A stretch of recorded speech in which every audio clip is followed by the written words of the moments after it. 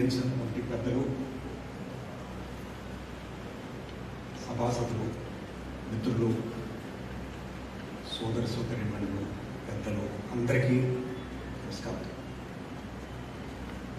ఈరోజు మీ ముందు నిలబడి మాట్లాడే అవకాశం ఇచ్చినందుకు అందరికీ కృతజ్ఞతలు. ముఖ్యంగా ఆలపాటి సురేష్ గారు చెప్పవలసిన విషయాలన్నీ కూడా చాలా విశదంగా మాట్లాడారు. కొన్ని పుస్తకాలు రాయవలసిన అవసరం ఉంది వారు మాట్లాడిన విషయం మీద, ప్రతి అంశము కూడా. ఎందుకంటే వారు చెప్పినట్లుగా మళ్ళీ ఇటువంటి పరిస్థితి తిరిగి రాకూడదు. ప్రజాస్వామ్య వ్యవస్థలో మనము బ్రతికి చైతన్యవంతులమై భవిష్యత్తు అభివృద్ధి పథంలో వెళ్ళాలి అంటే ఈ వారు చెప్పిన అంశాల గురించి మళ్ళీ మళ్ళీ చర్చించుకోవలసిన అవసరం చాలా ఉంది.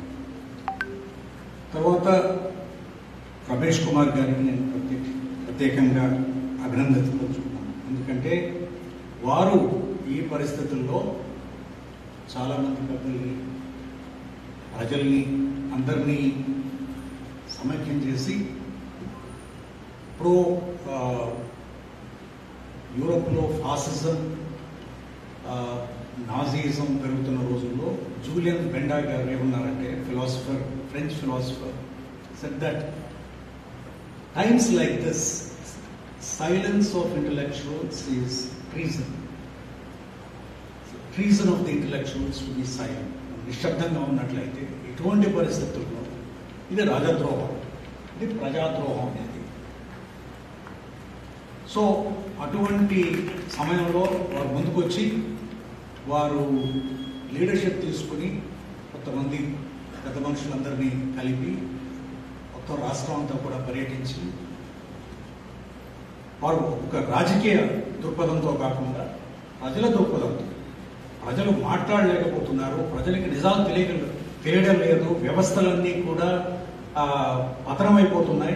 ఇటువంటి పరిస్థితుల్లో ప్రజలకి నిజాలు చెప్పాల్సిన అవసరం ఉంది.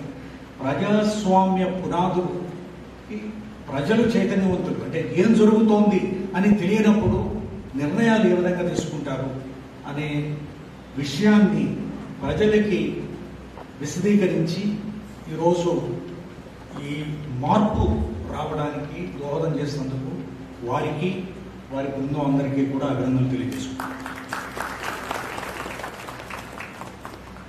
ఇది నిజంగా ప్రజలకి ప్రజాస్వామ్యంలో ఒక పెద్ద ఘన విజయం. ఎందుకంటే ప్రజలకి రాజ్యాంగం, మనం చాలామంది ముఖ్యంగా కొత్త తరాల వాళ్ళు ఇక్కడ కొత్త యువకులు ఉన్నారు. మనకి ప్రజాస్వామ్యం ఎంత గొప్ప విషయం, మేబీ ఇంపర్ఫెక్ట్ అయినా కూడా అని చర్చిల్ గారు చెప్పినట్లుగా, but it is the best of the political systems. దాంట్లో ప్రజలకి సార్వభౌమాధికారాన్ని మనందరికీ కూడా, ప్రజలందరికీ ప్రభుత్వం, ఈ రాజ్యాంగం ఇచ్చింది. చట్టసభలకు మనం లెజిస్లేచర్కి కానీ పార్లమెంట్కి కానీ పంపిస్తున్నామంటే మన సార్వభౌమ అధికారాన్ని వాళ్ళ చేతిలో పెడుతున్నాం. ఎందుకు? ఇదిగో రాజ్యాంగం ప్రకారం, చట్ట ప్రకారం, ప్రజల మంచి కోసం నేను నీ మీద నమ్మకం పెట్టి నీకు ఓటిస్తున్నాను, నువ్వు వెళ్ళి మా మంచి గురించి, మా భవిష్యత్తు గురించి, మా పిల్లల గురించి చెప్పమని, ఆలోచించమని, పని చేయమని మనం పంపిస్తున్నాం. కానీ ఒక విధంగా గత 5 సంవత్సరాల్లో ఈ విషయాల గురించి, చాలా విషయాల గురించి ప్రజలకి తెలియచెప్పేవాళ్ళు, మాట్లాడడానికి ధైర్యం చేసేవాళ్ళు, అది వారు చెప్పినట్లుగా వ్యవస్థలు ఒక విధమైనటువంటి మెలీషియస్ గ్రిప్లో ఉండడం వలన ఎవరు మాట్లాడలేదు. నాకు చాలా విషయాలు తెలుసు, ఎందుకంటే నేను మొట్టమొదటి ఆ ప్రభుత్వంలో భాగస్వామి నేను నాకెప్పుడు. కాబట్టి ఆ విషయాల గురించి 3 విషయాలు నేను చెప్పి నన్ను ఆర్థిక వ్యవస్థ మీద మాట్లాడాలనుకున్నారు కాబట్టి ఒక 5 నిమిషాలు ఆర్థిక వ్యవస్థ 3 విషయాలు. ఒకటి ఏమిటంటే, ఇది పోయిన 5 సంవత్సరాల పరిపాలన ఇది ఎప్పుడో పురాతన కాలంలో, అంటే రాజ్యాలు రాకముందు, రాజ్యాలు ఏర్పడకముందు ఇది స్టేషనరీ బ్యాండిట్స్, అంటే ఎవల్యూషన్, సురేష్ గారు చెప్పినట్లుగా ఎవల్యూషన్ ఆఫ్ ది పొలిటికల్ సిస్టంలో ఈ రోవింగ్ బ్యాండిట్స్, అంటే ఈ వచ్చి బందిపోట్లు వచ్చి ప్రజల మీద దోచుకుని వెళ్ళిపోయే సెటిల్డ్ అగ్రికల్చర్ సెటిల్ అయిన తర్వాత సర్ప్లస్ జనరేషన్ ని, ఆ సర్ప్లస్ ని దోచుకు వెళ్ళిపోయే బ్యాండిట్స్ ని స్టేషనరీ బ్యాండిట్స్ రిప్లేస్ చేశారు. అంటే వచ్చి అక్కడే స్థిర నివాసం ఏర్పాటు చేసుకుని బందిపోటు, ఇది స్థిరమైనటువంటి బందిపోటు వ్యవస్థలాగా నడిపించడం జరిగింది రాష్ట్రాన్ని. ఇది మొట్టమొదటి. రెండవది ఏమిటంటే దీంట్లో ఏదో పార్టీ వ్యవస్థ ఉంది, పార్టీ యంత్రాంగం ఉంది అని అనుకోవడం కూడా పొరపాటు. నాకు తెలుసు కాబట్టి అక్కడ ఒక వ్యక్తి, ఆ వ్యక్తి యొక్క నమ్మకం ఏమిటంటే ప్రజలందరూ కూడా వాళ్ళకి ఏం తెలియదు, వాళ్ళు చాలా అమాయకులు, వాళ్ళని ఏ విధంగా అయినా మోసం చేయొచ్చు, కాబట్టి వాళ్ళకి కావలసింది ఏమిటంటే డబ్బులు పంచిపెట్టాలి. రాజ్యాంగంలో పౌరులు ఉంటారు, citizens have rights. Citizens who are adult citizens act as voters. Voters vote వేస్తారు. ఆయన అభిప్రాయం ఏమిటంటే సిటిజన్ కాదు కదా, ఓటర్లు కాదు కదా, ఓట్లు, ప్రజలు అనేవాళ్ళు ఓట్లు, వాళ్ళని డబ్బులు ఇచ్చి మభ్యపెట్టి కొనుక్కోవచ్చు, ఎందుకంటే వేరే వ్యవస్థలు ఏం లేవు. ఈ బ్యాలెన్స్ ఆఫ్ పవర్ ఏదైతే 4 వ్యవస్థల గురించి సురేష్ గారు చెప్పారో లేవు, కాబట్టి నేను చెప్పిందే చెబుతుంది, కాబట్టి వాళ్ళు డబ్బులు పంచిపెట్టాలి. ప్రతి నెల ఇంత డబ్బులు ఇస్తే ఆ ఓట్లు అనేవి అలా చెప్పుచెదరు కాకుండా ఉంటాయి. అవి చూడడానికి వారు చెప్పినట్లుగా ఏదైతే ఐపాక్ యంత్రాంగం నుంచి వచ్చినటువంటి వ్యవస్థ ఉందో, వాళ్ళు ఎవరైతే బూత్ కోఆర్డినేటర్లు, స్ట్రీట్ కోఆర్డినేటర్లు, క్లస్టర్ కోఆర్డినేటర్లు ఉన్నారో వాళ్ళందరినీ కూడా వాలంటీర్ల కింద ఏర్పడతారు. ఇది 2. అంటే ఇది ఎక్స్టర్నల్ ఇంపోజ్ చేసినటువంటి. మూడవది ఏమిటంటే నమ్మకం. ప్రజల ఏదైతే పబ్లిక్ రిసోర్సెస్ ఉన్నాయో, అంటే ప్రజలందరికీ చెందినటువంటి రిసోర్సెస్, అవేమిటి? ల్యాండ్, శాండ్, మైన్స్, ఇవి 3 ఇంపార్టెంట్. అండ్ మిగిలిన ల్యాండ్స్, ఫారెస్ట్ ల్యాండ్స్ కావచ్చు, ఇంకేమైనా కావచ్చు, వీటిని ప్రైవేట్ పరంగా ఏ విధంగా ఉపయోగించుకోవాలి, maximize the returns for private purpose, నా మంచి కోసం, నా వ్యక్తిగత ప్రయోజనాల కోసం, ప్రజల ఈ ఏదైతే పబ్లిక్ రిసోర్సెస్ ఉన్నాయో వాటిని ఏ విధంగా మార్పు చెందాలి. వెరీ క్లియర్గా converting the entire public resources into private business enterprise. ప్రైవేటీకరణ, ఒక privatization of the public resources. తర్వాత ఇన్సిడెంటల్గా లిక్కరు, ఈ మద్యపానం, అదేవిధంగా కాంట్రాక్టులు, అదేవిధంగా కోస్టల్ రిసోర్సెస్, పోర్ట్స్, ఎయిర్పోర్ట్స్, వీటి నుంచి ఎక్స్ట్రాక్షన్, ఒక rent seeking system, institutionalised rent seeking system, that is what was established. వీటి గురించి మనం చాలా క్లారిటీ ఉండవలసిన అవసరం ఉంది. దీనికి నేను ముఖ్యంగా ఎవరిని అన్నిటికంటే రెస్పాన్సిబిలిటీ వారు చెప్పినట్లుగా బ్యూరోక్రసీ అండ్ పోలీస్ యంత్రాంగం. ఇవి totally I have not seen. నేను 1 సంవత్సరం పనిచేసిన ఆ సంవత్సరంలో ఎవ్వరూ కూడా నిలబడి, I told the chief secretaries, finance secretaries, secretaries to government, director generals of police who are working at that time, responsible for letting the institutions, ఇంత రాజ్యాంగబద్ధంగా ఎక్కడా కూడా ప్రొటెక్షన్ ఇవ్వలేదు. ఐఏఎస్, ఐపీఎస్ వ్యవస్థకి, ఆల్ ఇండియా సర్వీసెస్ కి constitutional protection only Indian constitution has provided. Security of tenure. అందుకని నేను ఎప్పుడు చూసింది ఏమిటంటే ట్రాన్స్ఫర్ ఆఫ్ పవర్, ఒక గవర్నమెంట్ నుంచి ఒక గవర్నమెంట్ కి, ఒక పార్టీ నుంచి ఒక పార్టీకి ఎవరైతే ప్రజాస్వామ్యంగా వెనుకోబడతారో వాళ్ళని ఈ ట్రాన్సిషన్ ఆఫ్ పవర్ స్మూత్ గా చూసేవాళ్ళు రమేష్ కుమార్ గారికి నాకంటే ఎక్కువ తెలుసు. అది బ్యూరోక్రసీ ఎన్షూర్. ఇక్కడ bureaucracy acted as henchmen of the system. ఇది ఈ యొక్క ఇవి ముందు మనం అవగాహన చేసుకుంటే సురేష్ గారు చెప్పిన విధంగా ఆర్థిక వ్యవస్థ గురించి ఏం జరిగింది అనేది కొత్త 4 విషయాల గురించి ముఖ్యంగా ప్రస్తావన చేస్తాను. ఒకటి ఏమిటంటే రెవెన్యూ జనరేషన్. యాక్చువల్గా రెవెన్యూ జనరేషన్ అనేది ఎంత జరుగుతోంది అని చూస్తే అది 2019లో జగన్మోహన్ రెడ్డి గారి ప్రభుత్వం వచ్చినప్పుడు స్టేట్ ఓన్ రిసోర్సెస్ ఒక 54,000 కోట్లు ఉంటాయి. 54,000 కోట్లు అన్ని జిఎస్టీ. అప్పుడు జిఎస్టీ లేదు, అప్పుడే జిఎస్టీ ఇంట్రడ్యూస్ చేశారు. GST, VAT, excise, vehicle tax, తర్వాత ల్యాండ్ రెవెన్యూ, రిజిస్ట్రేషన్, ఈ స్టాంప్స్ అండ్ రిజిస్ట్రేషన్ అవన్నీ కలుపుకుంటే 54,000 కోట్లు ఉంటాయి. అది గత 5 ఏళ్లలో ఇన్ఫ్లేషన్ అట్ 10% గ్రోత్. ఇన్ఫ్లేషన్ ముఖ్యంగా పోస్ట్ కోవిడ్ తర్వాత ఇన్ఫ్లేషన్ బాగా పెరిగింది. ముఖ్యంగా Andhra Pradesh is one of the states at the top of inflation ర్యాంకింగ్లో. రిజర్వ్ బ్యాంక్ ఆఫ్ ఇండియా ప్రతి నెల కూడా రాష్ట్రాల్లో ఈ యొక్క ఇన్ఫ్లేషన్ ఎంత ఉంది, ఏ విధంగా ధరలు పెరుగుతున్నాయి అనేదాన్ని, అది ఇన్ఫ్లేషన్ అంతా 10% తీసుకుంటే ఇప్పుడు ప్రభుత్వం రెవెన్యూస్ 72,000 పెరిగాయి అంతే. అది అంటే యాక్చువల్గా in real terms the income the revenues have decline instead of growing.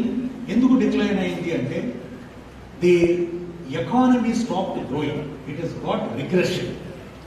ఆర్థిక అభివృద్ధి, ఆర్థికంగా ప్రజలు అభివృద్ధి చెందితేనే కొత్త వ్యవస్థలు కానీ కొత్త వ్యాపారాలు కానీ ఉన్న వ్యాపారాలన్నీ కూడా ఇప్పటి వరకు చూస్తే చిన్న చిన్న వ్యాపారాలు అది ఎంత బాగా దెబ్బతిన్నవి ఈ రాష్ట్రంలో అనేది మీ అందరికీ పరిచయం ఉంది నాకంటే. కాబట్టి ముందు రెవెన్యూ వ్యవస్థని యంత్రాంగం మీద దృష్టి పెట్టకుండా, ఆర్థిక అభివృద్ధి గురించి దృష్టి పెట్టకుండా పెద్ద ఎత్తున దృష్టి దేని మీద పెట్టారంటే ఈ డేటా కలెక్షన్ మెకానిజం అంతా కూడా ఈ రాష్ట్రంలో కొలాప్స్ అయిపోయింది. అంటే మనకి ఏమి జరుగుతోంది, అభివృద్ధి ఏం జరుగుతోంది, ఏ రంగం ఏ విధంగా అభివృద్ధి చెందుతోంది అనే యంత్రాంగం, ప్లానింగ్ డిపార్ట్మెంట్ అని, తర్వాత ఈ డేటా కలెక్షన్ మెకానిజం కానీ, స్టాటిస్టిక్స్, డేటా ఈ యొక్క కాబట్టి ఈరోజు మనకి ఎంత అసలు నిజమైనటువంటి అభివృద్ధి ఏం జరిగింది అనేది ఎనక్టోడల్ గా చెప్పుకోవడం తప్ప there is no empirical data that tells us ఇది ఈ విధంగా అభివృద్ధి చెందింది రాష్ట్రం. అంటే ఈ 5 సంవత్సరాలలో రాష్ట్రం ముందుకు వెళ్లకుండా వెనక్కి వెళ్ళిపోయింది. డిపెండెన్స్ ఆన్ మనది మొట్టమొదటి నుంచి కూడా అగ్రికల్చర్, వ్యవసాయం మీద ఆధారపడి ఉండే రాష్ట్రం. మన రాష్ట్రంలో 65% మంది చుమించు వ్యవసాయం మీద గ్రామీణ ప్రాంతాల్లో బ్రతుకుతూ 30 నుంచి 35% వరకు కూడా ఈ యొక్క స్థూల ఆదాయం ఏదైతే ఉందో జిఎస్డిపి కాంట్రిబ్యూషన్ అగ్రికల్చర్ చూస్తుంది. ఇది ఒక పద్ధతి. అంటే there is no development, there is regression. తర్వాత పురోగమనానికి బదులు తిరోగమనం స్థితికి వచ్చి ఖర్చు చూస్తే ఆర్థిక ఖర్చు అది ఒక గణనీయంగా పెరిగింది. ఏది ఫిక్స్డ్ కాస్ట్ ఇట్ సెల్ఫ్. అందుకని జీతాలు ఇవ్వడానికి సాధారణంగా ఏం జరిగేదంటే 1920లో 2020 సంవత్సరంలో, అంటే ఒక సంవత్సరం తర్వాత ఖర్చు ఆదాయం 12,000 కోట్ల నెలకి రాష్ట్రానికి. అంటే ఆ ఆదాయంలో సగమేమో సెంట్రల్ నుంచి వచ్చేది. కేంద్ర ప్రభుత్వం నుంచి డివల్యూషన్స్ ద్వారా వాళ్లకు వచ్చే ఆదాయంలో 41% రాష్ట్రానికి. అది కాకుండా మళ్ళీ సెంట్రల్ సెక్టర్ స్కీమ్స్ అని, స్పెషల్ సెంట్రల్ అసిస్టెన్స్ అని, రెవెన్యూ డెఫిసిట్ గ్రాంట్ అని, అవి మన రాష్ట్రం నుంచి వచ్చే అభివృద్ధి పనులు 72,000 కోట్లు అయితే అక్కడి నుంచి వచ్చేవి ఇంకొక 74-75,000 కోట్లు. అంటే మొత్తం కలిపితే ఒక 1,50,000 కోట్లు. ఇది ఈ 1,50,000 కోట్లు అంటే ఇంచుమించు సంవత్సరం నెలకి ఒక 13-14 కోట్లు ఫిక్స్డ్ కాస్ట్, అంటే జీతాలకు కానీ పెన్షన్లకు కానీ ప్రభుత్వాన్ని నడిపించడానికి కానీ 15,000 కోట్లు.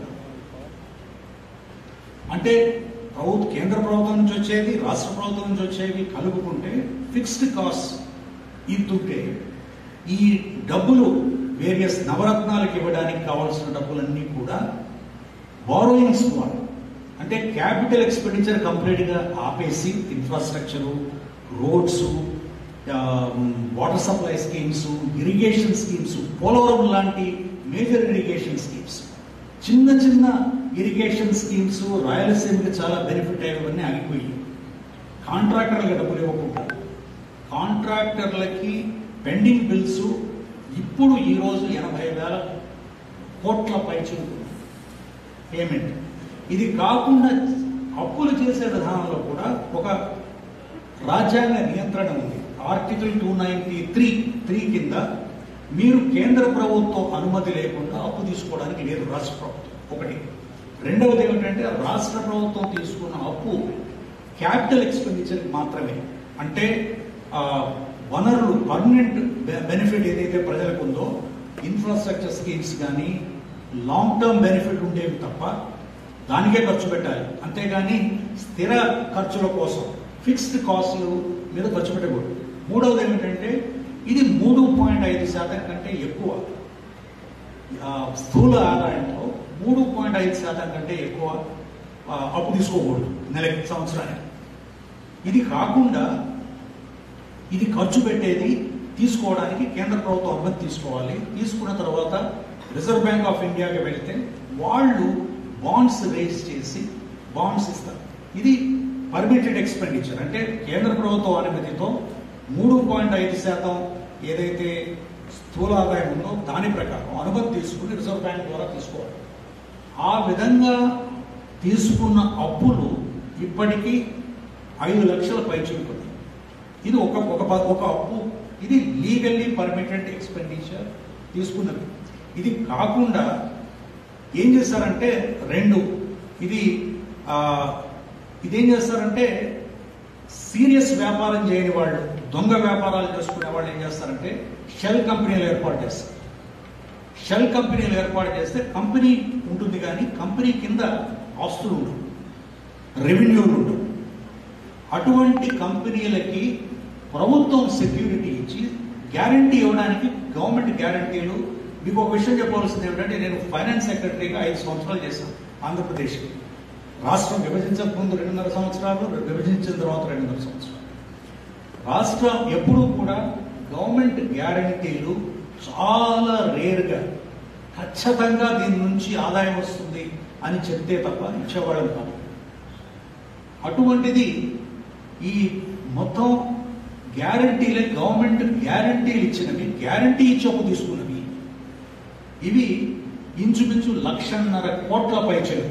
5.5 లక్ష కోట్లేమో లీగల్లీ ఓఎంబీ ద్వారా, ఓపెన్ మార్కెట్ బారోయింగ్స్ ద్వారా, రిజర్వ్ బ్యాంక్ ద్వారా తీసుకున్నప్పుడు ఇది 1,50,000 సెక్యూర్ గవర్నమెంట్ గ్యారంటీలు ఇచ్చి, ఈ గవర్నమెంట్ గ్యారంటీలు నోషనల్ గ్యారంటీలు ఇచ్చినవి, అంటే ఈ